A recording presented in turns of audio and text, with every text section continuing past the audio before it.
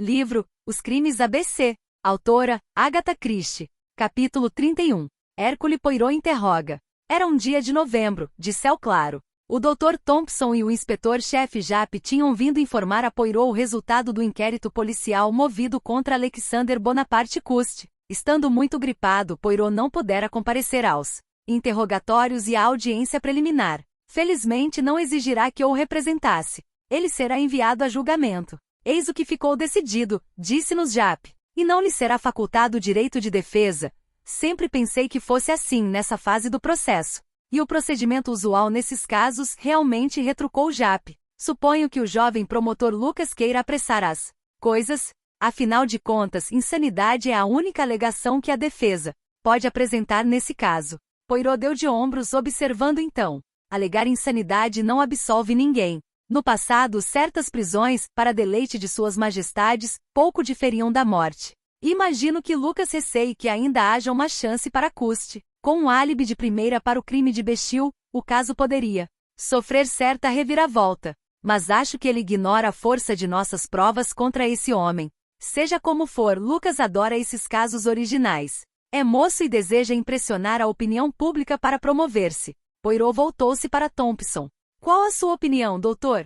Sobre Cust? Palavra de honra que não sei o que dizer. Está atuando como um tipo normal, de maneira até bem convincente. Mas é um epilético naturalmente. Que desfecho surpreendente desse caso. Observei. Refere-se à entrada de Cust na delegacia de Andover e ao seu desmaio? Sim, foi na verdade um final surpreendente para o caso. Aliás, ABC sempre planejou com requinte o efeito que seus atos causariam. É possível cometer-se um crime e não se ter consciência de havê-lo consumado? Perguntei então. Afinal, as negativas de Cust parecem conter boa dose de autenticidade. O Dr. Thompson deu um leve sorriso retrucando. O senhor não deve deixar-se levar por frases meio teatrais, do tipo, juro por Deus que sou inocente. Na minha opinião, Cust sabe perfeitamente que cometeu esses crimes. Embora, como é comum nesses casos, o prisioneiro negue com veemência sua culpa, acrescentou Japp. Assim, segundo o senhor, disse Poirot, é perfeitamente possível que um indivíduo sujeito a ataques epiléticos e lapsos de memória cometa certas ações em estado de sonambulismo e não tenha depois consciência de tê-las praticado. Mas é do consenso geral que tal ato não deve contrariar a vontade da referida pessoa quando desperta. E passou a debater a questão falando do grande mal e, para ser franco, me deixou muito confuso, como acontece comumente quando uma pessoa culta se aprofunda num assunto que lhe é familiar. Contudo, não concordo com a teoria de que Cust cometeu esses crimes sem saber que os praticava. Ainda se poderia aceitar essa teoria se não houvesse as cartas. Estas derrubam tal teoria pela base. Elas demonstram premeditação e um cuidadoso planejamento do crime. E sobre essas cartas ainda não temos nenhuma explicação, concluiu Poirot. E isso lhe interessa tanto assim? Naturalmente, já que foram escritas para mim. E sobre essas mesmas cartas Cust nem se manifesta. Até descobrir a razão pela qual elas me foram endereçadas, não considero esse caso resolvido. Bem, do seu ponto de vista posso entender tal atitude. Mas não haverá nenhum motivo para acreditar que esse homem tenha algo contra o senhor de algum modo? Absolutamente. E tenho uma sugestão a fazer. Seu nome, por exemplo. Meu nome? Sim. Cust carrega, aparentemente devido a um capricho de sua mãe. Não me surpreenderia se tratasse aqui do complexo de Édipo. 2 nomes de batismo extremamente pretensiosos, Alexandre e Bonaparte. Percebe as implicações? Alexandre, o Grande, figura histórica de conquistador do mundo e supostamente invencível. Bonaparte, o grande imperador da França. Assim, poder-se-ia dizer que ele aspira a um adversário, digamos, de sua classe. Bem, o senhor tem o nome de um gigante mitológico, Hércules. Suas palavras são muito sugestivas, Dr. Thompson. Despertam ideias. Trata-se apenas de uma sugestão. Bom, eu devo ir agora. O Dr. Thompson retirou-se, mas Japp ficou mais um pouco. Essa questão do álibi o preocupa? Indagou Poirot. Um pouco, admitiu o inspetor. Compreenda, não acredito nele, pois sei que não é verdadeiro. Mas vai ser o diabo invalidá-lo. Esse Strand é um osso duro de roer. Muito obstinado. Diga-me como ele é. Um quarentão persistente, autoconfiante, presunçoso e engenheiro de Minas. Para mim, foi ele quem insistiu para que tomassem a termo seu testemunho agora. Está com viagem marcada para o Chile. Assim, espera ver a coisa resolvida logo. É uma das pessoas mais categóricas que já conheci. Comentei. O tipo de homem que não gostaria de admitir um equívoco, disse Poirot com ar pensativo. Ele se aferra à sua versão e não admite ser interrompido com argumentações contrárias. Jura por tudo que há de mais sagrado que encontrou Cus no Hotel Vitecroix, em Astorne, na noite de 24 de julho. Estava sozinho e desejava ter alguém com quem bater um papo. Pelo que já pude observar, Cus é o tipo do ouvinte ideal. Não interrompe ninguém. Após o jantar, ele e Cus jogaram dominó. Parece que Strange era um craque nesse jogo, mas, para sua surpresa, Cus mostrou-se também um hábil e apaixonado praticante do dominó. Estranho jogo, esse. A gente que é louca por ele. São capazes de ficar jogando horas a fio. E foi o que Strange e Cust aparentemente fizeram. Cust quis retirar-se para dormir, mas Strange não o permitiu e jura que só se recolheram à meia-noite. Na verdade, afirma Strange, despediram-se com boa noite 10 minutos após a meia-noite. E se Cust estava no Vitecroix, em Astorne, aos 10 minutos da madrugada do dia 25. Obviamente não poderia ter estrangulado Beth Barnard na praia de Béchil entre meia-noite e 1 da madrugada. O problema parece realmente insuperável. Poirot pensativo. Decididamente isso dá o que pensar. É o que tem acontecido com Crome, observou Japp. Esse Strange é muito objetivo? Sim. É taxativo e obstinado, tornando realmente difícil descobrir o ponto fraco de seu testemunho. Supondo-se que Strange esteja equivocado e o tal homem não fosse Cust, por que então ele afirma ser esse o nome de seu parceiro de dominó? E a assinatura no livro de registro do hotel está correta. Não se poderia dizer que houve um cúmplice. Maníacos homicidas não os têm. Teria a jovem morrido. Mais tarde, o médico legista mostrou-se categórico em seu laudo, e seja como for, não daria tempo para Cust deixar o hotel de Astorne sem ser visto por ninguém e dirigir-se a Béchil, cerca de 22 quilômetros dali. Sim, isso é um problema, disse Poirot. Naturalmente, de uma maneira estrita, a acusação ainda fica de pé. Prendemos Cus pelo assassinato de Doncaster, fundamentados em provas como o casaco manchado de sangue e a arma do crime. Não há escapatória. Ninguém poderia levar nenhum júri a declará-lo inocente. Ele fica isento apenas de um dos crimes. Mas cometeu o de Doncaster, o de Churston e o de Andover. Então, com 1000 diabos, deve ter consumado o assassinato de Béchil também. Mas o caso é que não vejo como. Japp balançou a cabeça e acrescentou. Essa é a sua oportunidade, Sr. Poirot. Crome está no escuro. Ponha em ação essa sua excelente massa cinzenta, de que tanto já ouvi falar. Mostre-nos como ele pôde fazer isso. E o inspetor se retirou. Que me diz dessa história, Poirot? Eu perguntei então. Essas pequenas e úteis células cerebrais estarão aptas a decifrar o problema? Poirot respondeu à minha pergunta com outra indagação. Diga-me, Hastings, considera esse caso encerrado? Bem, sim, praticamente está. Já pegaram o homem, e há muitas provas. Restam apenas os remates. Então o caso está terminado. Qual? O caso é o homem, Hastings. Até que tenhamos conhecido tudo sobre o homem, o mistério permanece tão denso como antes. Não se pode cantar vitória só porque o colocamos atrás das grades. Conhecemos um bocado de coisas sobre ele. Não sabemos realmente nada. Sabemos apenas onde ele nasceu. Que esteve na guerra, recebeu um leve ferimento na cabeça e foi desligado do exército devido à epilepsia. Sabemos que foi inquilino da Sra. Marbury nos últimos 2 anos.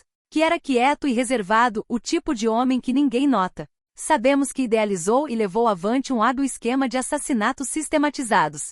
Que cometeu alguns erros incrivelmente tolos. E que matou suas vítimas de modo impiedoso, atroz. Sabemos também que não deixou generosamente que a culpa dos crimes por ele cometidos recaísse sobre qualquer outra pessoa. Se esperava matar sem ser molestado, então seria fácil fazer outras pessoas sofrerem por seus crimes. Hastings não percebe que esse homem é uma massa de contradições, simplório e astuto, cruel e magnânimo, e que deve haver algum fator dominante que reconcilie suas duas índoles.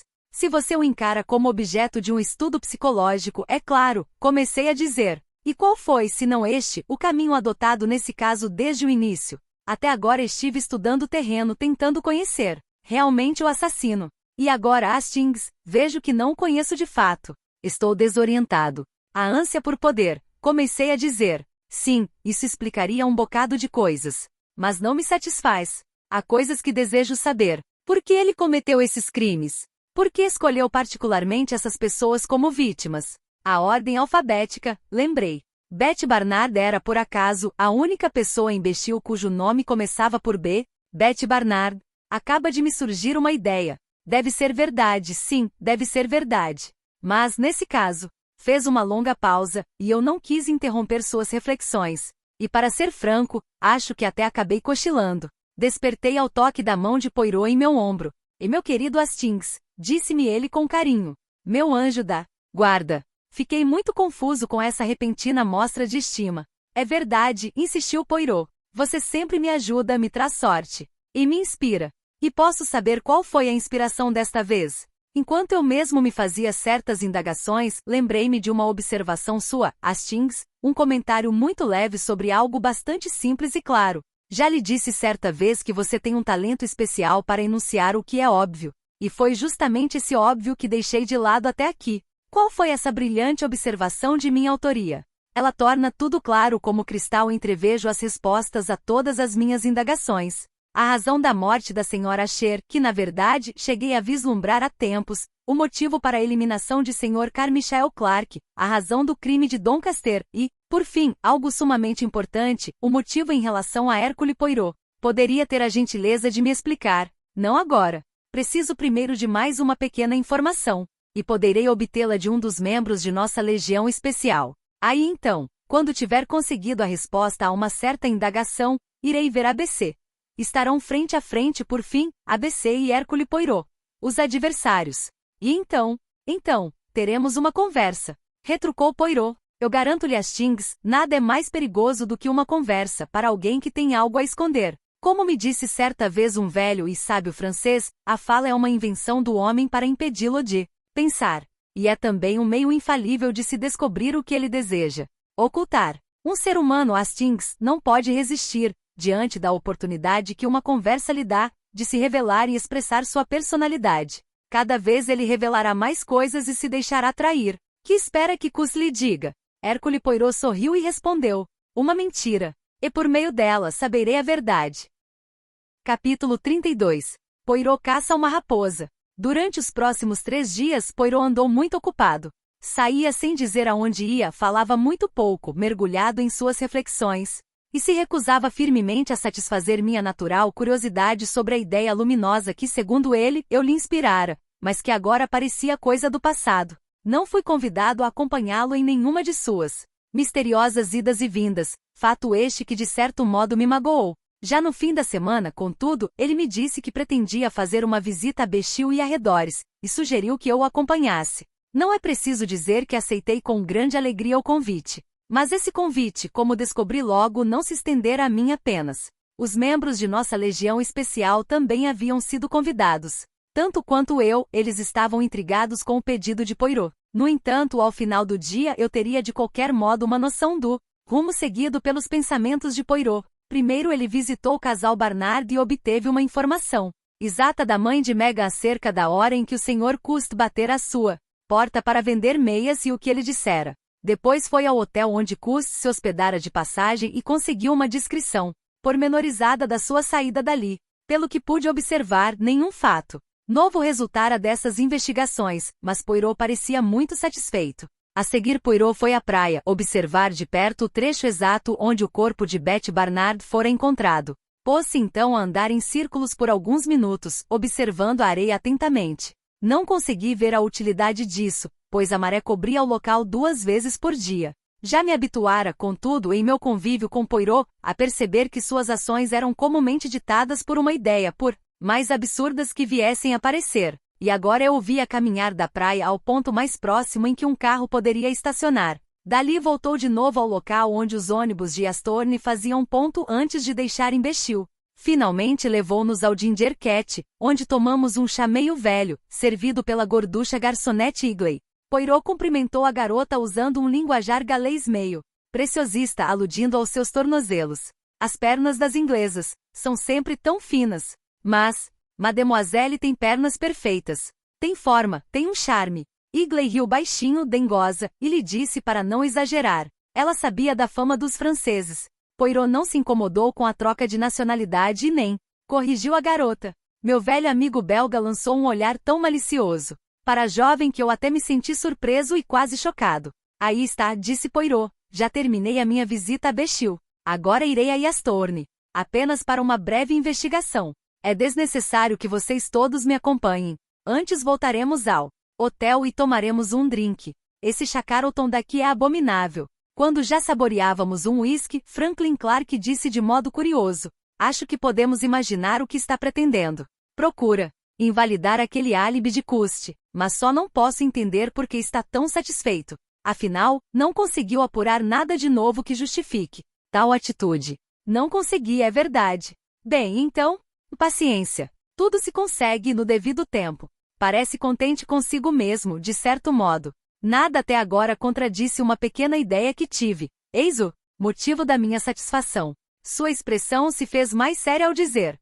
Meu amigo Hastings me contou certa vez que, quando jovem, participou do chamado Jogo da Verdade. É um jogo onde a cada um dos participantes são feitas 3 perguntas, 2 das quais devem ser respondidas com toda a sinceridade. A terceira dispensa essa obrigatoriedade.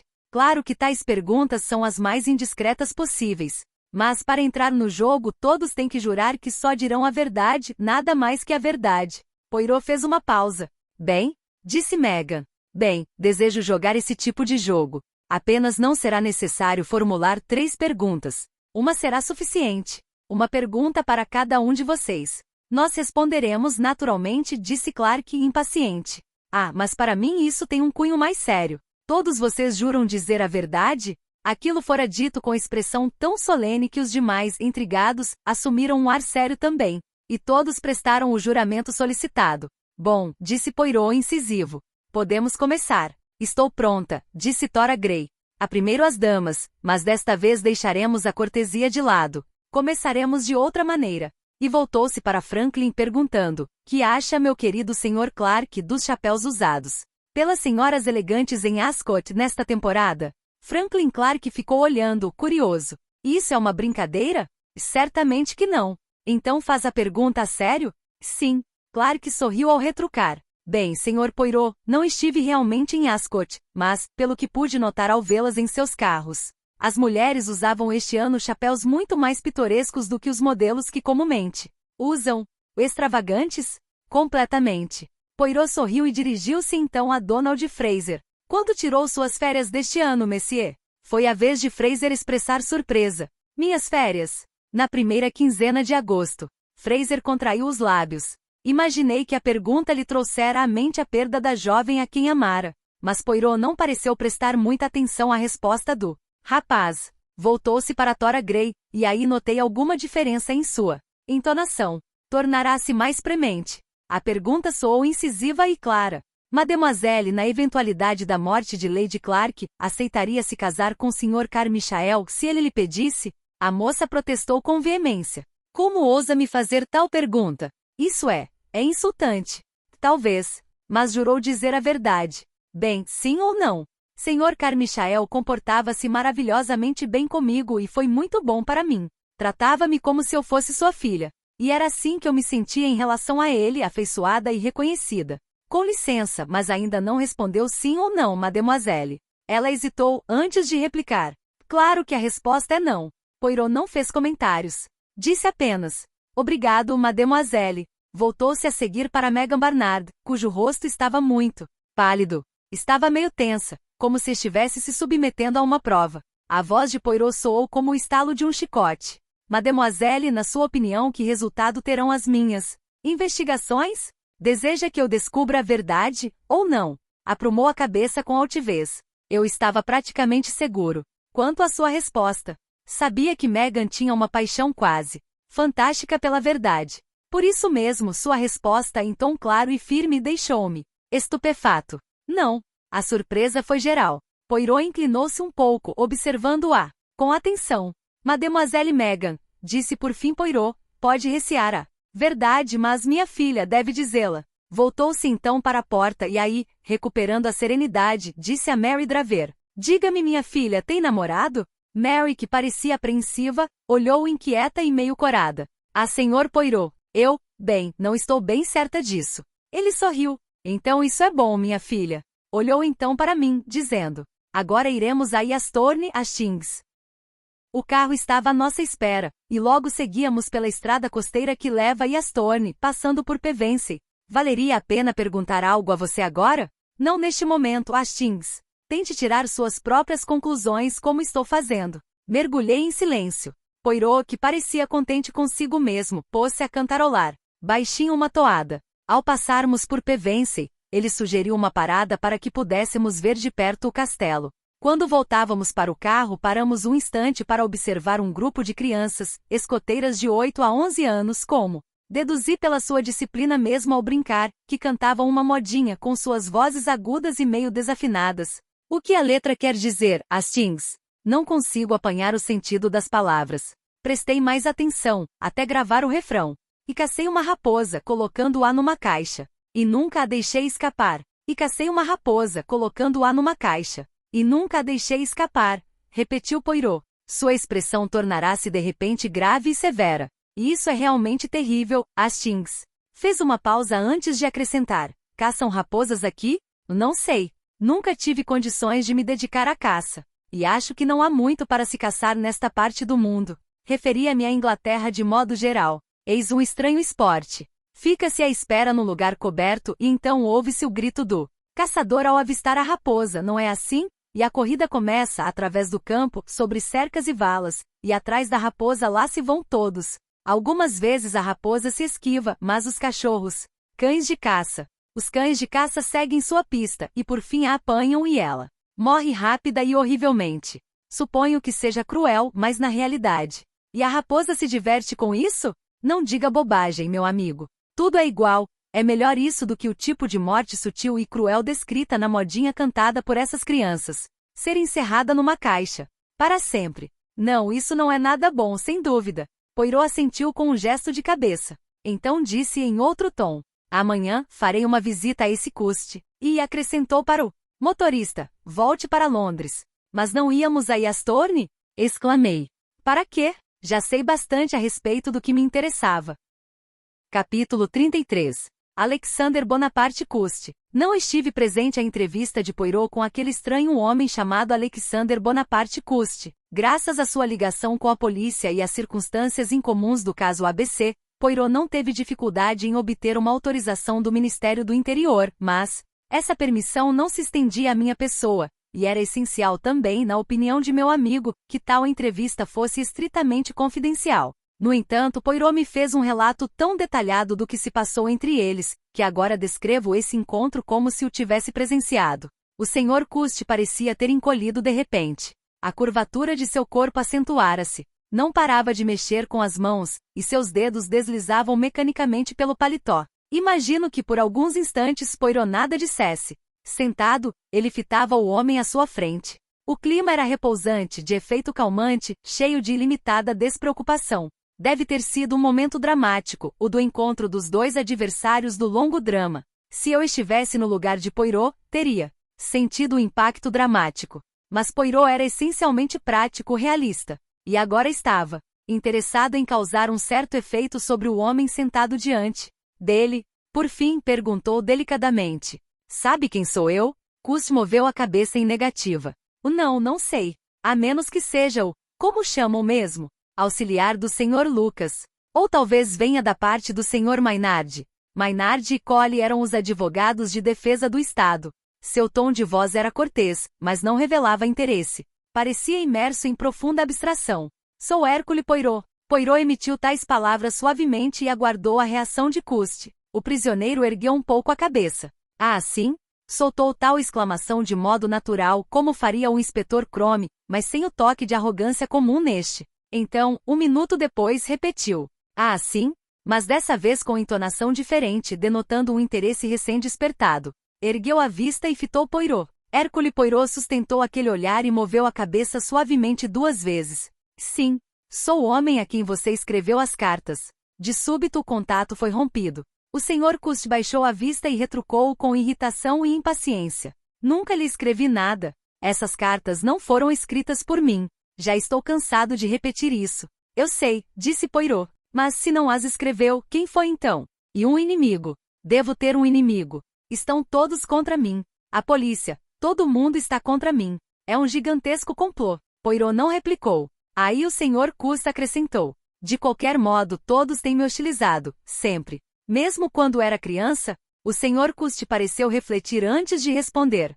Não, não exatamente nessa fase. Minha mãe me queria muito, mas era ambiciosa demais até. Eis porque me pôs esses nomes ridículos. Ela alimentava certa ideia absurda de que eu seria uma figura de grande renome neste mundo. Estava sempre me incutindo essa ideia, falando que querer é poder, dizendo que qualquer um podia ser dono de seu destino. Enfim, ela dizia que eu podia fazer tudo. Fez uma pausa, antes de prosseguir. Ela estava inteiramente equivocada, é claro. Percebi isso por mim mesmo desde cedo. Não era o tipo de pessoa destinada a vencer na vida. Estava sempre cometendo tolices, tornando minha própria figura ridícula. Eu era tímido, tinha receio das pessoas. Passei um mau pedaço na escola, os garotos caçoavam de meus prenomes. Costumavam me apoquentar ao repeti-los. E eu me saía muito mal na escola, nos jogos, no estudo e tudo mais. Balançou a cabeça e continuou suas confidências.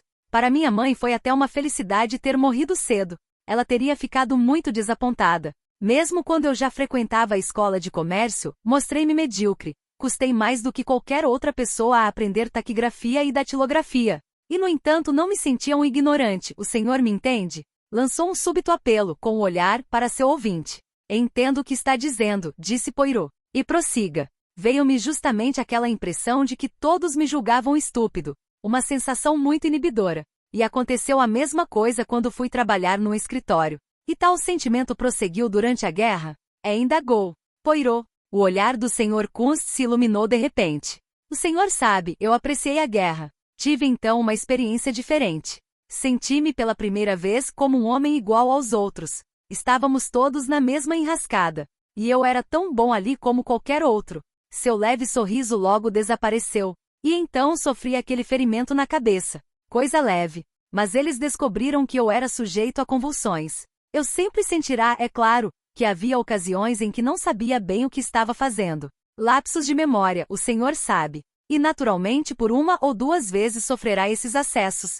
Mas não acho realmente que devessem ter me dado baixa por causa disso. Não, penso que não foi direito. E mais tarde? Perguntou Poirot. E consegui um lugar de vendedor numa loja. Naturalmente para começar, servia. E eu já me sentia melhor após a guerra. Mas não consegui progredir como esperava. Na hora das promoções, era sempre passado para trás. Ficava sempre no mesmo lugar. As coisas foram ficando cada vez mais difíceis, principalmente quando ocorreu a depressão.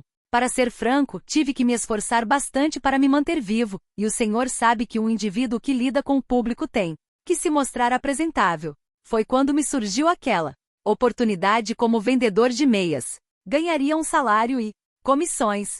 Poirot disse suavemente. Mas deve saber, claro, que a firma da qual o senhor se diz empregado nega esse fato. O Sr. Cust enervou-se novamente.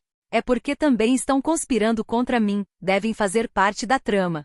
Tomou fôlego antes de acrescentar. Recebi um documento que vale como prova do que digo. Tenho cartas que eles me enviaram, dando-me instruções sobre os lugares aonde eu devia ir e uma lista de possíveis fregueses. Mas não se trata de cartas escritas do próprio punho e sim batidas à máquina. Não tem valor como prova. É a mesma coisa. Naturalmente as cartas expedidas por uma grande firma de artigos manufaturados são datilografadas. O senhor não sabe que uma máquina de escrever pode ser identificada? Todas aquelas cartas foram batidas numa certa máquina. Que tem isso? E essa máquina era sua, a única que foi encontrada em seu quarto. Ela me foi enviada por essa mesma firma, quando comecei a trabalhar para eles. Sim, mas essas cartas foram remetidas depois. Sendo assim, tem-se a impressão de que você mesmo as redigiu e depois as expediu para si mesmo, não acha? Não, não. Isso tudo faz parte do complô contra mim. Nova pausa, e então o Sr. Cust acrescentou de repente. Além do mais, as cartas deles devem ser escritas no mesmo tipo de máquina. Da mesma marca, mas não exatamente a mesma máquina que foi encontrada com o senhor. O Sr. Cust repetia obstinadamente. Isso é um complô. E os exemplares do guia ABC que foram achados no armário? Nada sei sobre eles. Pensei que todas aquelas caixas só contivessem meias.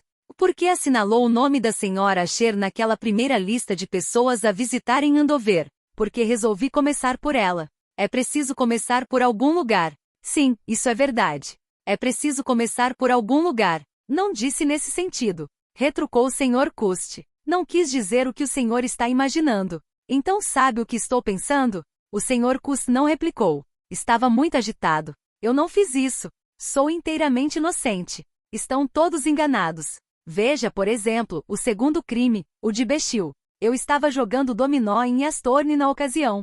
Tem que admitir. Sua entonação de voz denotava animação agora. Sim, disse Poirot. Sua voz era serena, macia. Mas é fácil cometer um engano quanto a datas, não concorda? E no caso de um homem tão obstinado e incisivo como o Sr. Strange, ele nunca admitiria a possibilidade de ter se equivocado. É o tipo de homem a que se aplica a frase: o que eu digo você pode assinar. E quanto ao livro de registro do hotel, é fácil colocar a data errada quando se está assinando, e provavelmente não se dará pelo engano na ocasião. Estive jogando dominó naquela noite. Acredito que jogue muito bem dominó. O Sr. Cust ficou um pouco sensibilizado com tal observação. Bem, creio que sim. É um jogo muito absorvente, não é mesmo? E exige muita habilidade. Sim, há um bocado de jogadas a fazer, muitas. Costumávamos jogar umas partidas lá na cidade na hora do lanche. O senhor ficaria surpreso com o número de curiosos que se juntam para apreciar uma partida de dominó. Riu baixinho, mas para si mesmo. Lembro-me de um homem que me disse algo que nunca esqueci. Trocamos algumas palavras enquanto tomávamos café, e logo depois estávamos falando sobre dominó. Bem, depois de uns 20 minutos, era como se eu já conhecesse aquele homem há anos. E que foi que ele lhe contou de especial? Perguntou Poirot. Uma sombra passou pelo olhar do Sr. Cust antes que ele respondesse. Fez uma espécie de profecia, muito sombria. Falou dessa história de o nosso destino estar escrito em nossa mão. Mostrou-me a sua, e as linhas que indicavam que escaparia 2 vezes de morrer, afogado. E realmente escapara 2 vezes de perecer dessa forma. Então me fitou e pediu para ler minha mão. Disse coisas surpreendentes.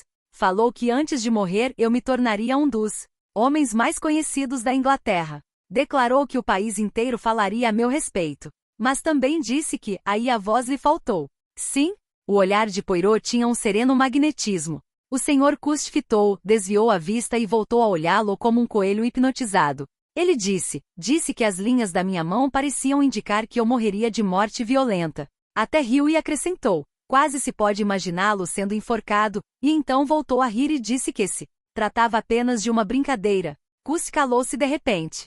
Seu olhar libertou-se do de Poirot e tornou-se esgazeado. Minha cabeça, ela me incomoda demais. As dores que sinto são por vezes muito fortes. E há ocasiões em que não sei de mim, e quando isso acontece? Baixou a cabeça, arrasado. Poirot inclinou-se para a frente e falou com suavidade, mas bastante persuasivo. Mas você sabe, não sabe, que cometeu aqueles crimes? O Sr. Cust ergueu os olhos. Seu olhar era agora claro e direto. Toda a resistência que mantivera até ali desaparecera. Seu olhar era estranhamente sereno agora. Sim, murmurou. Eu sei. Mas não tenho razão em pensar que você não sabe por que os cometeu? O Sr. Cust moveu a cabeça, respondendo. Não, eu não sei. Capítulo 34. Poirot esclarece o caso. Estávamos todos sentados, ansiosos para ouvir a explicação definitiva de Poirot sobre o caso ABC. Desde o princípio começou Poirot, preocupei-me com o porquê desses crimes. Outro dia, a Shings me disse que o caso estava encerrado. E eu repliquei que o caso era o homem. O mistério não era o enigma desses assassinatos, mas sim o mistério de ABC. O motivo que o levará a cometer esses crimes. Porque ele me escolheu como seu adversário. Não constituía uma resposta válida dizer-se que esse homem era mentalmente desequilibrado. Declarar que um homem faz coisas insensatas porque é louco denota falta de inteligência e idiotice. Um louco é tão lógico e racional em suas ações como um homem mentalmente são, isso de acordo com seu ponto de vista peculiar e distorcido. Por exemplo, se um homem insiste em sair à rua ou ficar sentado numa espécie de cela de cócoras, usando apenas uma túnica branca, sua conduta parecerá a de um excêntrico. Mas se soubermos que tal indivíduo está firmemente convicto de ser uma Mahatma Gandhi, aí então seu modo de proceder parecerá perfeitamente racional e lógico. O que se fazia necessário, nesse caso, era imaginar que uma mente assim constituída fosse lógica e racional, para poder cometer 4 ou mais crimes e anunciá-los previamente através de cartas escritas a Hercule Poirot. Meu amigo Hastings deve ter dito a vocês que a partir do momento em que recebi a primeira carta, senti-me inquieto e preocupado. Achei que havia alguma coisa errada fora de lugar naquela mensagem. Estava inteiramente certo, disse Franklin Clark secamente. Sim, mas foi ali no limiar do caso que cometi um grave erro. Permiti que meu sentimento de estranheza, eilas bem forte, a respeito da carta ficasse relegado a uma mera impressão momentânea. Eu a encarei como se tivesse sido uma simples intuição. E numa mente bem equilibrada, racional, não há lugar para coisas como a intuição. Um palpite inspirado. Podemos supor, naturalmente, e uma suposição ou um palpite podem estar certos ou não. Se essa suposição estiver certa, nós a chamaremos de intuição. Se não, ninguém tocará no assunto de novo. Mas o que se denomina comumente intuição é, na realidade, uma impressão baseada na dedução lógica ou na experiência. Quando um perito sente que há algo errado em relação a um quadro, uma peça de mobiliário antigo ou uma assinatura aposta a um cheque, ele está apoiando realmente essa percepção numa série de pequenos indícios e detalhes. Não tem nenhuma necessidade de se aprofundar em minúcias, sua experiência lhe permite isso, pois tem a impressão bem definida de que alguma coisa ali está errada. Mas não se trata de uma suposição, e sim de uma impressão baseada na experiência. Bem, reconheço que não encarei aquela primeira carta como deveria fazê-lo. Senti-me realmente desconcertado. A polícia a encarou como uma mistificação. Quanto a mim, levei-a muito a sério. Estava convencido de que o crime ocorreria em Andover como fora anunciado.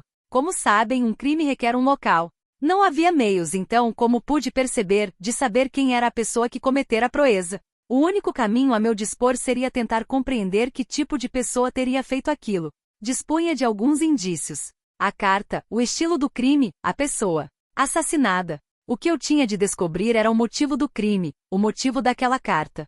Ânsia de publicidade, sugeriu Clark. Certamente um complexo de inferioridade disfarçado, acrescentou Tora Gray. Foi essa, naturalmente, a orientação que pareceu mais óbvia. Mas por que fui eu o alvo? Por que Hercule Poirot? A promoção poderia ser bem maior se ele tivesse enviado as cartas para Scotland Yard. E mais ainda se as endereçasse a um jornal. Este não iria publicar a primeira carta, mas com a consumação do segundo crime, a ABC teria obtido toda a publicidade que a imprensa pudesse dar. Por que então escolher Hercule Poirot? Seria por alguma razão pessoal? Na carta era possível notar-se um leve toque de hostilidade contra os estrangeiros, mas não o suficiente para se satisfazer como explicação do caso. Então veio a segunda carta, a qual se seguiu o assassinato de Betty Barnard em Bexhill. Tornou-se claro, então, como eu já havia suspeitado, que os crimes deviam consumar-se de acordo com o sistema alfabético, mas tal fato, que pareceu decisivo para a maioria das pessoas, não alterou a questão principal para mim. Porque a ABC precisava cometer esses crimes? Megan Barnard moveu-se em sua cadeira, dizendo, não seria por algo assim como uma sede de sangue? Poirot voltou-se para a moça, observando, tem razão, mademoiselle. Existe tal coisa, mas essa vontade irresistível de matar não explica adequadamente os aspectos deste caso. Um maníaco homicida que anseia matar, comumente deseja eliminar o maior número possível de vítimas. É um desejo mórbido recorrente. A aspiração maior de um criminoso desse tipo é encobrir seus rastos e não anunciá-los. Quando ponderamos acerca das 4 vítimas selecionadas, ou pelo menos 3, já que sei muito pouco sobre os senhores Donis e Arusfield, chegamos à conclusão de que se as tinha escolhido, o assassino podia ter dado sumiço nela sem incorrer em qualquer suspeita. Franz Asher, Donald Fraser ou Megan Barnard, e possivelmente o Sr. Clark, seriam essas as pessoas de quem a polícia deveria suspeitar, mesmo que não fosse possível obter uma prova conclusiva. Não se teria pensado no maníaco homicida desconhecido. Por que então, o assassino achou necessário chamar a atenção sobre sua pessoa? Havia necessidade de deixar junto a cada um dos cadáveres um exemplar do guia de trens ABC? Era essa a compulsão? Haveria algum complexo associado ao guia ferroviário? Achei inteiramente inviável penetrar na mente do assassino por esse prisma. O motivo não poderia ser, de algum modo, certa magnanimidade? Talvez o desgosto por ver que a responsabilidade do crime recairia sobre uma pessoa inocente? Embora eu não conseguisse resposta para a indagação principal, achei que estava aprendendo algumas coisas a respeito do criminoso. Tais como? Perguntou Fraser. Para começar, ele tinha uma mente de tabulador. Seus crimes foram planejados segundo uma progressão alfabética, obviamente importante para ele. Por outro lado, não seguia um gosto pessoal na escolha das vítimas, a Sra. Asher, Betty Barnard, Sr. Carmichael. Clark, todos diferiam bastante uns dos outros. Não havia nenhum sinal de complexo sexual, nem relativo à idade, o que me pareceu um detalhe bem curioso. Se um homem mata de modo indiscriminado, isso pode ocorrer comumente porque ele busca eliminar qualquer um que se ponha em seu caminho ou o incomode. Mas a progressão alfabética demonstrava não ser esse o caso. Outro tipo de criminoso normalmente escolhe um tipo particular de vítima, quase sempre do sexo oposto. Havia alguma coisa fortuita no procedimento de ABC que me parecia conflitar com a seleção alfabética. E dei-me ao luxo então de fazer uma pequena suposição. A escolha feita por ABC sugeriu-me o que eu chamaria de um homem com fixação em trens. Isto é mais comum nos homens que nas mulheres. Meninos se amarram mais em trens do que meninas. Teríamos aí também um indício de uma mentalidade não amadurecida. A sombra do menino ainda predominava. A morte de Beth Barnard e a configuração do crime me forneceram algumas outras indicações. O estilo do assassinato foi particularmente sugestivo. Fez uma pausa muito breve antes e depois de dizer: "Perdoe-me, Sr. Fraser." Para começar, ela foi estrangulada com seu próprio cinto, portanto era quase certo que foi morta por alguém a quem conhecia ou era seu namorado. Quando pude conhecer algo sobre seu caráter, elaborei um retrato da situação em minha mente.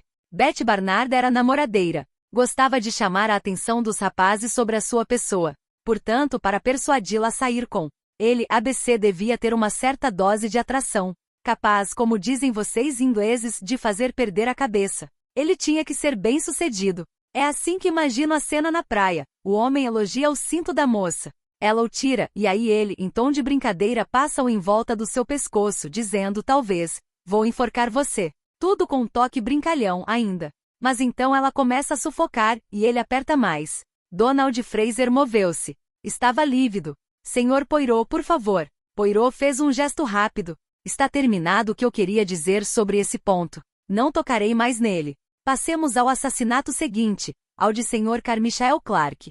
Neste, o criminoso retomou seu método inicial, o golpe desferido na cabeça da vítima. E o mesmo complexo alfabético, mas com um detalhe que me desconcertou um pouco.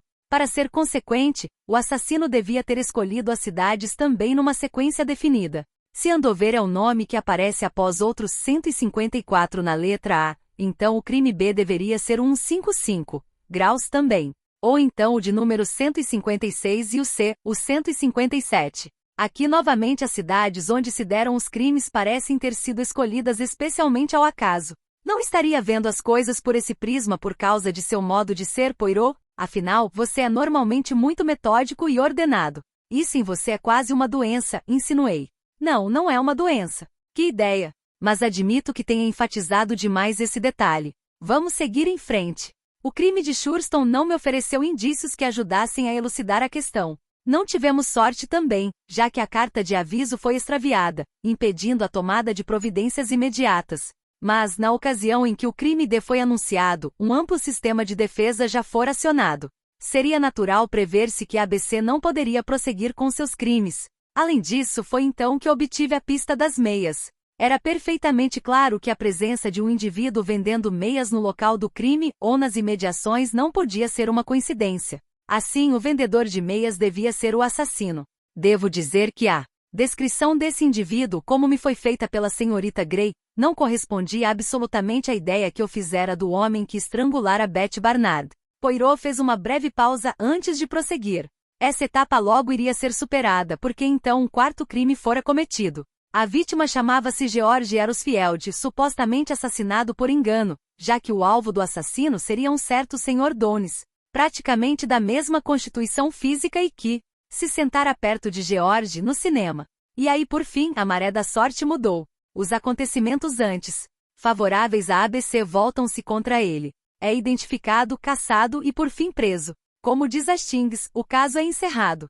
No que interessa à opinião pública, isso é exato. O homem agora está na prisão e deverá, não há dúvida, ir para Broadmoor. Não haverá outros assassinatos. Fim. Ponto final. Mas não para mim. Não sei nada, nada mesmo. Ignoro o porquê e o para quê. E há ainda um detalhe bem incômodo. O Sr. Cust tem um álibi para a noite do crime de Bechil. É o que tem me intrigado o tempo todo, disse Franklin Clark. Comigo também ocorreu o mesmo, porque esse álibi tem toda a aparência de autenticidade. mas não poderia ser genuíno, a não ser. E aqui chegamos a duas suposições bem interessantes. Suponhamos, meus amigos, que embora Cus tivesse cometido 3 daqueles assassinatos, o A, o C e o D, não houvesse cometido o crime B. Senhor Poirot, isso não é. Poirot fez Meghan Barnard calar-se com um olhar. Calma, mademoiselle. Estou em busca da verdade, acredite. Tenho lidado com mentiras e mentirosos e sei reconhecê-los. Bem, suponhamos, dizia eu, que ABC não cometesse o segundo crime. Ele ocorreu, devem se lembrar, nas primeiras horas do dia 25, data anunciada pelo próprio criminoso. Mas suponhamos que alguém se antecipasse a ele? Em tais circunstâncias, o que o nosso homem faria? Cometeria um segundo assassinato ou aguardaria outra oportunidade e aceitaria o primeiro crime como uma espécie de presente macabro? Senhor Poirot, exclamou Meghan, essa é uma ideia fantasiosa. Todos esses crimes devem ter sido cometidos pela mesma pessoa. Poirot não tomou conhecimento do à parte e prosseguiu imediatamente.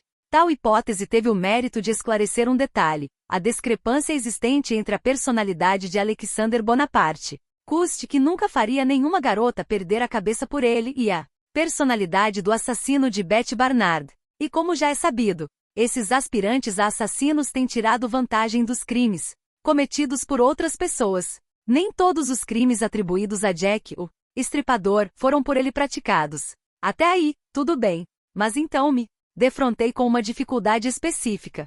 Até a ocorrência do assassinato da senhorita Barnard, nenhum detalhe sobre o outro crime de ABC viera a público. O crime de Andover despertara um interesse mínimo. O detalhe do guia de trens encontrado aberto junto ao cadáver nem sequer foi mencionado nos jornais, de onde se conclui que quem quer que tivesse matado Betty Barnard devia ter acesso a fatos conhecidos somente por certas pessoas, eu, a polícia e alguns parentes e vizinhos da senhora Sher. Essa linha de investigação parecia conduzir-me a um paredão branco e sem brechas. Os rostos voltados para Poirot estavam brancos também, brancos e confusos. Donald Fraser disse em tom sentencioso: os membros da polícia, afinal de contas, são seres humanos. E são homens de boa aparência. Interrompeu-se e olhou com ar interrogativo para Poirot. Meu amigo sacudiu a cabeça devagar. Não, é algo mais simples do que isso. Eu lhes disse que havia uma segunda hipótese. Pois bem, suponhamos que Cus não fosse responsável pela morte de Betty Barnard. Suponhamos que algum outro a tenha matado. Poderia esse alguém mais ter sido responsável pelos outros crimes também? Mas isso não tem sentido, exclamou Clark. Não mesmo. Fiz então o que devia ter feito de início. Examinei as cartas que receberá de um ângulo totalmente diverso. Senti desde o princípio que havia algo errado com aquelas cartas, exatamente como um perito em pintura reconhece que um determinado quadro é uma imitação. Eu tinha dado como certo, sem parar para refletir, que o erro existente nas cartas residia no fato de terem sido escritas por um doente mental. Mas ao reexaminá-las, cheguei a uma conclusão totalmente diversa. O que havia de errado nelas era o fato de terem sido escritas por um homem normal. O quê? Exclamei. Sim, exatamente o que eu disse. Elas soavam falso como uma tela falsa justamente porque eram uma fraude e eram pretensamente cartas escritas por um louco, um lunático homicida. Mas na realidade a coisa era bem diferente. Isso não tem sentido, e repetiu Franklin Clark. É claro, deve raciocinar, refletir. Qual o objetivo do criminoso ao escrever tais cartas? Focalizar a atenção sobre o seu autor, chamar a atenção para os assassinatos. Verdadeiramente, à primeira vista isso não parecia ter sentido. Mas aí então discerni a verdade. Tratava-se de chamar a atenção sobre vários crimes, um grupo deles. Não foi seu grande Shakespeare quem disse, não se vê as árvores, mas a floresta. Eu não quis corrigir a citação literária feita por Poirot. Estava muito preocupado em captar a linha de seu raciocínio. Tive então um vislumbre da questão. Mas ele prosseguiu. E quando se presta atenção no insignificante alfinete? Quando se está numa alfineteira? Quando alguém se apercebe de um crime comum isolado? Só quando se torna parte de uma série de crimes interligados. Sim, eu estava às voltas com um criminoso extremamente astuto, cheio de inventiva, indiferente, ousado e um jogador consumado. Não alguém como o Sr. Cust. Ele nunca cometeria aqueles assassinatos. Não, eu tinha de pensar numa personalidade bem diferente, alguém com um temperamento de garoto, como atestavam as cartas que tinham um toque de colegial, e o guia de trens. Um homem atraente para as mulheres com um cruel desrespeito pela vida humana, enfim, um homem que fora necessariamente uma figura proeminente em um daqueles crimes.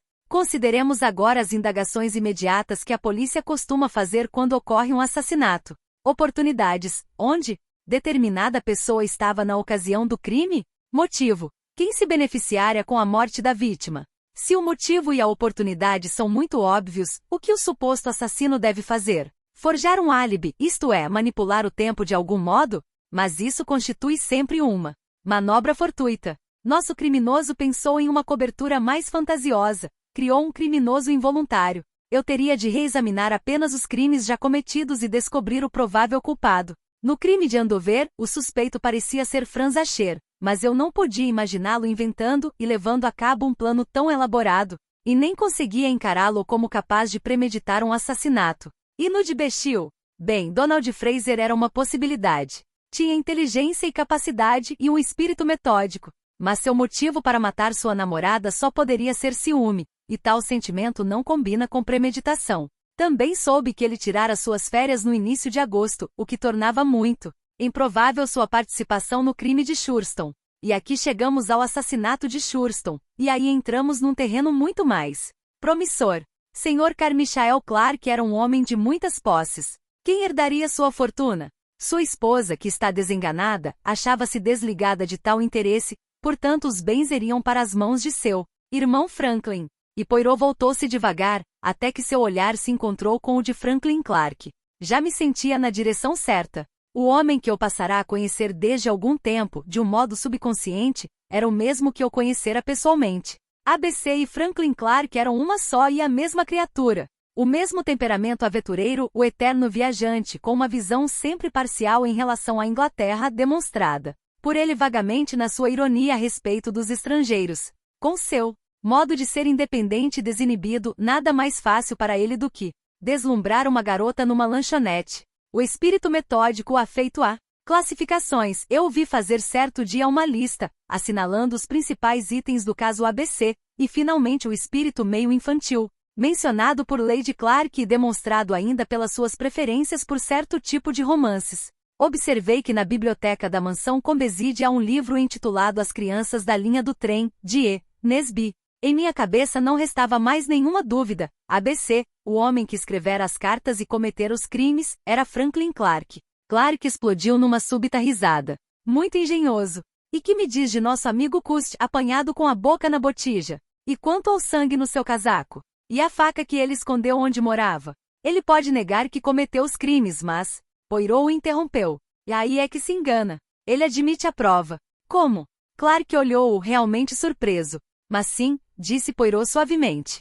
Eu ainda não tinha dito que estou consciente de que Cust se acredita culpado. E nem isso satisfaz o ilustre Sr. Poirot, retrucou Clark. Não, porque assim que o vi, logo soube que ele não podia ser culpado. Cust não tem sangue frio nem ousadia e nem, devo acrescentar, cérebro para idealizar esquemas.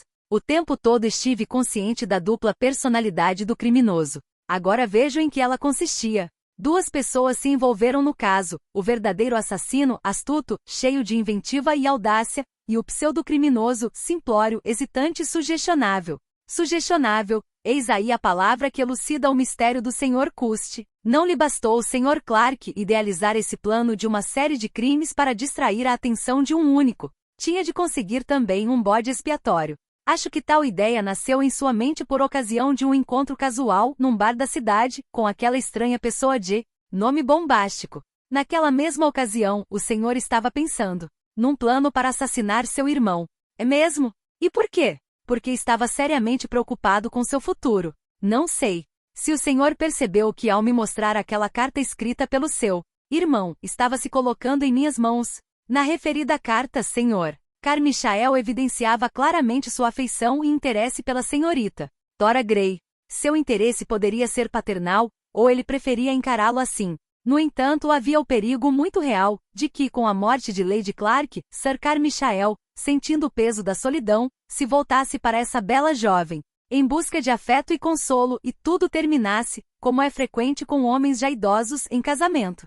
Seu medo, Sr. Clark, se acentuou pelo fato de o senhor já conhecer a senhorita Gray. O senhor é, segundo imagino, um excelente conhecedor do caráter das pessoas ainda que meio cínico. Considerou assim, acertadamente ou não, que a senhorita Grey era o tipo de moça interesseira. Não tinha dúvidas de que ela deveria agarrar a oportunidade de se tornar a nova Lady Clark. Seu irmão era muito rico e ainda sadio. Poderiam ter filhos e assim, sua chance de herdar os bens de seu irmão desapareceria. No fundo, imagino que o senhor tenha sido até hoje um homem frustrado. Tem sido a personificação do ditado popular: pedra que rola muito não cria limo. Sentia uma rancorosa inveja da fortuna pessoal de seu irmão. Repito que seu encontro acidental com o Sr. Cust lhe propiciou uma boa ideia, depois de ter pensado em vários planos. Os prenomes extravagantes de Cust, sua confidência a respeito das crises epiléticas e dores de cabeça intermitentes, sua figura acanhada e quase insignificante pareceram-lhe logo os instrumentos ideais para os seus planos. O esquema alfabético brotou então em sua mente as iniciais de Cust e o fato de que o nome de seu irmão começasse por C e que ele vivesse em Shurston era o núcleo do esquema montado para o crime. Chegou mesmo ao extremo de prever para Cust seu provável destino final, embora dificilmente pudesse supor que tal sugestão viesse a dar o belo fruto que deu. Suas artimanhas foram excelentes. Em nome de Cust, escreveu a uma grande fábrica de artigos de malha, solicitando que remetessem aquelas meias para o endereço dele. Aí enviou uma caixa semelhante às outras da fábrica, dessa vez contendo exemplares do guia ABC. Escreveu então uma carta a Cust, pretensamente datilografada na tal firma, oferecendo-lhe um bom salário e uma comissão para vender meias. Seus planos foram tão bem elaborados que datilografou todas as cartas a serem enviadas subsequentemente, e então presenteou Cust com a mesma máquina em que elas tinham sido datilografadas.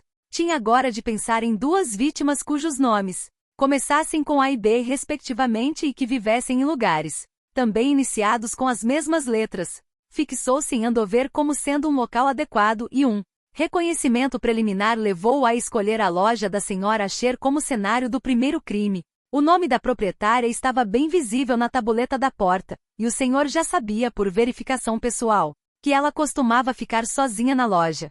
Matá-la era questão de frieza, ousadia e uma dose de sorte apenas razoável. Para a letra B, houve necessidade de mudar de tática. Àquela altura, todas as donas de lojas que vivessem sozinhas já estariam certamente alerta. Posso imaginá-lo como um frequentador de alguns bares e lanchonetes, rindo e dizendo frases interessantes para as garçonetes até descobrir uma cujo nome começasse com a letra certa, e que fosse a indicada para seus propósitos. Em Betty Barnard, encontrou exatamente o tipo de garota que estava procurando. Levou-a para passear uma ou duas vezes, confidenciando-lhe que era um homem casado e que os encontros deviam, assim, ser realizados de modo muito discreto. Então, tendo completado a parte preliminar do plano, pôs mãos à obra. Enviou a Cust uma lista de possíveis compradores residentes em Andover, dizendo-lhe para ir lá num determinado dia, e remeteu-me então a primeira carta com a sigla ABC. No dia marcado foi a Andover e matou a senhora Asher, sem que nada ocorresse em prejuízo de seu plano. O assassinato número 1 fora bem sucedido. Quanto ao segundo crime, tomou a precaução de cometê-lo na realidade um dia antes. Tenho plena certeza de que Betty Barnard foi assassinada bem antes da meia-noite de 24 de julho. Passemos agora ao assassinato número 3, o que realmente importava para o criminoso, o único legítimo, de acordo com seu ponto de vista. E aqui cabe um grande voto de louvor a Hastings, que fizera uma observação simples e muito óbvia, mas que não mereceu qualquer atenção. Ele insinuou que a terceira carta fora extraviada propositalmente. E tinha razão. Nesse simples detalhe está a resposta à indagação que vinha-me intrigando tanto. Porque as cartas eram endereçadas a Hercule Poirot, um detetive particular, e não diretamente à polícia. Eu pensara erroneamente numa razão de ordem pessoal. Mas não era nada disso. As cartas me foram dirigidas porque seu plano consistia em que uma delas não trouxesse o endereço correto e se extraviasse. Claro que não poderia usar do mesmo artifício com uma carta endereçada ao DIC da Scotland Yard visando a um extravio proposital. Seria necessário contar com um endereço particular. E assim o senhor me escolheu por ser uma pessoa bem conhecida e que seguramente levaria tais cartas ao conhecimento da polícia. E também devido à sua mentalidade insular, porque se divertiria zombando de um estrangeiro. Endereçou a carta de maneira muito esperta, a troca de Viteaven por Viteorse, dando a impressão de um equívoco comum. Somente Hastings mostrou-se bastante perspicaz para ignorar sutilezas e ir direto ao óbvio. Naturalmente, o retardamento na entrega da carta fora planejado. A polícia só entraria em ação quando o assassino estivesse longe e em segurança. Os passeios noturnos de seu irmão lhe forneceram a oportunidade para o crime, e de tal maneira a imagem aterrorizante de ABC se instalara na mente popular, que a possibilidade de ser o senhor o culpado nunca ocorreu a ninguém. Após a morte de seu irmão, naturalmente, o objetivo que o senhor tinha em vista fora cumprido. Não alimentava nenhum desejo de cometer outros assassinatos. Mas por outro lado, se a série de crimes fosse encerrada sem razão alguma, a verdade poderia vir a ser suspeitada. Seu bode expiatório, o Sr. Cust, viverá tão bem seu papel de homem invisível, quase apagado, que ninguém notara que a mesma pessoa fora vista nas vizinhanças dos locais onde haviam ocorrido os 3 assassinatos. Nem mesmo a visita à mansão Combeside fora mencionada para sua maior contrariedade. Esse detalhe fora praticamente esquecido pela senhorita Grey. Sempre ousado, o senhor decidiu que havia necessidade de consumar mais um crime, mas dessa vez a pista deveria ser bem disfarçada, e então escolheu Doncaster para cenário de operações. Seu plano era muito simples. O senhor estaria na cena do crime, segundo a ordem natural das coisas. O senhor Cust receberia instruções de seus supostos empregadores para ir a Doncaster. Seu plano, Sr. Clark, consistiria em segui-lo e aguardar a oportunidade ideal. Tudo se encaminhava bem. O Sr. Cust entrou num cinema. Seria simples demais. Então o senhor se sentou numa poltrona pouco afastada da do Sr. Cust. Quando ele se levantou para sair, o senhor o imitou. Simulou a atitude de um indivíduo desajeitado e vagaroso, inclinou-se sobre a poltrona da frente a pretexto de recolher seu chapéu e esfaqueou-o. Homem que ali cochilava, deixando aos pés dele um exemplar do guia ABC. Alcançou o Sr. Cust, esbarrando nele na penumbra do corredor e foi então que se desfez da faca, deixando-a deslizar para dentro do bolso do casacão de seu bode expiatório. Nem sequer se preocupou em escolher dessa vez uma vítima cujo nome começasse por D. Podia ser qualquer um. Tinha em conta e com razão que isso poderia ser encarado como um engano. Era de se esperar que houvesse alguma pessoa no cinema cujo nome se iniciasse por D, e a polícia julgaria que essa era a vítima realmente escolhida. Num clima de tensão e expectativa, Poirot prosseguiu. E agora, meus amigos, analisemos a questão do ponto de vista do falso ABC, isto é, o Sr. Cust. O crime de Andover nada lhe dizia de particular. Ele estava e continua chocado e surpreso com o assassinato de Bechil, porque estivera ali na ocasião. Então aconteceu o crime de Shurston e as manchetes nos jornais. Um crime de ABC em Andover, quando ele, Cust, ali também estivera de passagem. Um outro crime com a marca ABC em Bechil, e agora aquele outro, num local próximo de onde também estivera. 3 crimes, e ele tinha estado no cenário dos 3. Pessoas que sofrem de epilepsia comumente sofrem lapsos de memória, e não conseguem se lembrar do que fizeram quando em crise. Lembrem-se de que Cust é um indivíduo nervoso, confuso e altamente impressionável. Então ele recebe a instrução para ir a Doncaster. Doncaster. O próximo crime ABC seria ali. Ele deve ter encarado isso como se fosse seu destino irremediável. Com os nervos à flor da pele, imaginou que sua senhoria o olhava com desconfiança, e lhe disse, então que ia a Cheltenham. Foi a Doncaster por ser esse seu dever. No fim da tarde foi ao cinema. Possivelmente adormeceu por uns 2 minutos.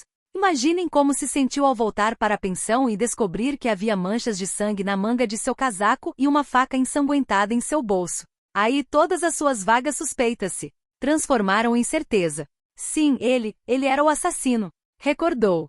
Suas dores de cabeça violentas, seus lapsos de memória. Estava certo. De que, na verdade, ele, Alexander Bonaparte Cust, era um lunático homicida. Seu modo de proceder então torna-se o de um animal caçado. Deixa para trás Doncaster e retorna à pensão londrina. Está a salvo ali. Pensa então. Todos ali julgam que fora a Cheltenham. Ainda mantém consigo a faca, realmente uma idiotice tê-la conservado. Então esconde atrás do armário de roupas do vestíbulo. Mas certo dia é avisado por telefone de que a polícia iria procurá-lo na pensão. Era o fim. Eles já sabiam. E o animal caçado da sua última escapada. Não sei por que ele foi para Andover, talvez por um desejo mórbido. Penso que para ver de perto o local onde o primeiro crime fora cometido, e que ele cometera. Embora nada recordasse a seu respeito. Estava sem dinheiro no bolso, exausto, faminto, e seus passos o levaram mecanicamente ao distrito policial. mas mesmo um animal acuado lutaria nessa situação. O Sr. Cust acredita piamente ter cometido aqueles crimes, embora se aferre com veemência à sua alegação de inocência, e se apega com desespero àquele álibi referente ao segundo crime. Pelo menos esse não lhe deveria ser atribuído. Como eu já disse aqui, ao vê-lo logo percebi que não era o assassino e que meu nome nada significava para ele. Percebi também que ele pensava ser o assassino, e depois que me confessou sua culpa, tive mais do que nunca certeza de que minha teoria estava correta. Sua teoria, disse Franklin Clark, é absurda. Não, Sr. Clark, retrucou Poirot movendo a cabeça. Só esteve a salvo enquanto ninguém suspeitava do senhor. Uma vez que se tornou suspeito, as provas surgiram com facilidade. Que provas? Encontrei a bengala que usou nos crimes de Andover e Shurston. Estava no armário, na mansão Combeside. Uma bengala comum com um castão maciço. Uma parte da madeira fora removida, para que ali se introduzisse chumbo derretido. Uma foto sua foi reconhecida entre uma dúzia de outras por duas pessoas que o viram sair do cinema, quando se supunha que estivesse no hipódromo de Doncaster. Naquele dia, imbecil foi reconhecido por Millie Igley e uma empregada do motel onde esteve jantando com Betty Barnard, na noite do crime. E finalmente, o mais grave de tudo, esqueceu-se de tomar uma precaução elementar, ao deixar suas impressões digitais na máquina de escrever enviada a Cust. A mesma máquina que, se o senhor fosse inocente daqueles crimes, jamais teria usado. Clark ainda permaneceu sentado por um instante, então ergueu-se e exclamou: Vermelho, estranho, senhorita. A vitória é sua, Sr. Poirot. Mas valeu a pena tentar. Com um movimento incrivelmente rápido, retirou uma pequena pistola automática do bolso do paletó e apontou para a própria cabeça. Dei um grito e recuei instintivamente, como se o disparo fosse iminente. Mas não soou nenhum disparo. O percussor bateu no vazio. Clark olhou atônito para a arma e soltou um palavrão. Não, Sr. Clark, disse Poirot, não adianta insistir. Devia ter notado que contratei um novo criado hoje, um amigo meu, de mãos muito leves. Ele conseguiu tirar-lhe a pistola do bolso, retirou as balas e a recolocou em seu bolso sem que o senhor desse pela coisa. Estrangeiro almofadinha, miserável. Gritou Clark vermelho, de raiva.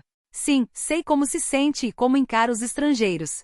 Mas a morte não lhe será fácil como pensava. Certa vez o senhor disse ao senhor Cust que por 2 vezes escapara de morrer afogado. Sabe o que isso significa, não? Que o senhor nasceu para ter um outro destino. Seu. As palavras lhe faltaram. Estava lívido. Brandia os punhos ameaçadoramente. Mas aí 2 agentes da Scotland Yard saíram do quarto ao lado. Um deles era o inspetor Crome. Acercou-se de Clark e pronunciou a frase de praxe. Saiba que tudo o que disser poderá servir de prova contra o senhor. Ele já disse o suficiente, declarou Poirot, e acrescentou para Clark, o senhor faz alarde de uma superioridade insular, mas não considera o seu crime como um clássico crime inglês franco, esportivo. Capítulo 35. Final. Sinto-me até constrangido em confessá-lo, mas assim que a porta se fechou atrás de Franklin Clark, desatei a rir. Poirot me olhou, meio surpreso. Estou rindo por você ter dito a Clark que ele cometera um crime não esportivo, disse eu, ofegante devido ao acesso de riso. E é verdade. Cometeu algo abominável, não tanto o assassinato do irmão, mas o sadismo e a crueldade de condenar um pobre homem a viver a morte em vida. Caçar uma raposa, colocá-la numa caixa e nunca deixá-la escapar. Megan Barnard deu um suspiro profundo, murmurando. Custo a acreditar, não consigo. É verdade? Sim, mademoiselle. O pesadelo acabou. Ele olhou-a significativamente e ela enrubesceu. Voltando-se para Donald Fraser, Poirot disse. Mademoiselle se viu perseguida todo esse tempo pelo temor de que tivesse sido o senhor o autor do segundo assassinato. Donald Fraser retrucou em tom sereno. Cheguei até a me imaginar como assassino, certa vez. O por causa daquele seu sonho? Poirot acercou-se mais do rapaz e lhe confidenciou. Seu sonho tinha uma explicação bem natural. No fundo, já intuía que a imagem de uma das 2 irmãs se diluía em sua mente e era substituída pela da outra. Senhorita Megan veio ocupar o lugar da irmã em seu íntimo, mas como o senhor não admitia a ideia de se mostrar infiel logo após a morte de sua namorada, lutou para abafar a ideia de matá-la. Eis a explicação do seu sonho. O olhar de Fraser fixou-se em Megan. Não seja tão escrupuloso em se libertar de lembranças, disse Poirot. Ela não merecia ser relembrada assim. Em senhorita Barnard você terá uma companheira ideal, um coração magnífico. Os olhos de Donald Fraser brilharam vivamente. Creio que tem toda a razão. Todos nós assediamos Poirot com perguntas, visando a elucidar um ou outro detalhe do caso. E aquelas perguntas, Poirot, as que você fez a todos. Havia algum objetivo naquele jogo da verdade? Algumas eram apenas uma piadas. Mas apurei uma coisa que desejava saber, que Franklin Clark estava em Londres quando a primeira carta foi remetida, e também queria ver sua reação quando formulei aquela pergunta à senhorita Tora. Ele abriu a guarda. Notei malícia e rancor em seus olhos. O senhor dificilmente adivinharia meus sentimentos, disse Tora Grey. Não esperava que me respondesse a verdade, mademoiselle, disse Poirot secamente. E agora sua segunda oportunidade foi frustrada. Franklin Clark não herdará o dinheiro do irmão. Tora Grey ergueu a cabeça com altivez. Tenho de ficar aqui para ser insultada? De maneira alguma, disse Poirot e abriu a porta para ela. Com cortesia irônica. Aquele detalhe das impressões digitais liquidou a luta, Poirot, disse eu então. Ele desabou quando você mencionou isso, sim, há sempre úteis impressões digitais. E ouviu acrescentar, serenamente. Adicionei tal detalhe só para lhe agradar, meu amigo. Mas como, Poirot? Exclamei. Então não era verdade? Nem um pouco, mon ami, respondeu Hercule Poirot. Devo mencionar ainda a visita que o Sr. Alexander Bonaparte Cust nos fez poucos dias depois. Após apertar a mão de Poirot com veemência e articular frases meio confusas e desajeitadas de agradecimento, o Sr. Cust impertigou-se e disse, não sei se o senhor sabe, mas um jornal acaba de me oferecer 100 libras, uma centena de libras por um resumo da minha vida e da história que acabo de viver. Eu, realmente não sei o que fazer nesse caso. Eu não aceitaria 100, disse Poirot. Faça pé firme e diga que seu preço é 500 libras. E não se limite a um jornal apenas. O senhor acha então que devo? Deve pensar, disse Poirot sorrindo, que agora é um homem famoso. Praticamente o mais conhecido na Inglaterra. Atualmente. O Sr. Cust impertigou-se ainda mais. Sua expressão era de puro êxtase. Sabe, acho que o senhor está certo. Famoso. Minha história em todos os jornais.